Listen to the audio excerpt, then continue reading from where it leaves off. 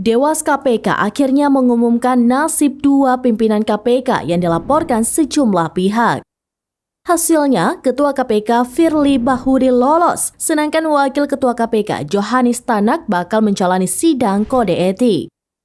Dewas KPK memutuskan untuk menaikkan laporan soal percakapan atau chat di WhatsApp antara Johannes Tanak dengan Kepala Biro Hukum Ditjen Minerba Kementerian ESDM Muhammad Idris Froyote Hisite ke tahap sidang etik. Anggota Dewas KPK Abertina Ho menerangkan bahwa hasil kesimpulan pemeriksaan Dewas atas kasus tersebut telah memutuskan bahwa komunikasi Johannes Tanak dengan Idris adalah benar. Adapun pelapor dalam kasus ini ialah Indonesia Corruption Watch atau ICW. Namun dijelaskan Albertina Ho, perkara yang naik ke sidang etik bukan karena laporan ICW.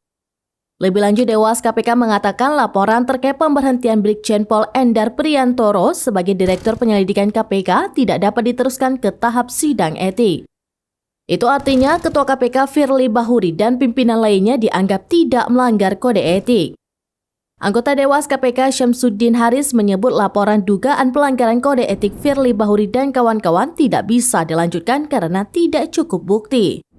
Hal yang sama, Dewas KPK juga tidak menemukan bukti pelanggaran etik Ketua KPK Firly Bahuri dalam dugaan membocorkan dokumen penyelidikan di Kementerian ESDM.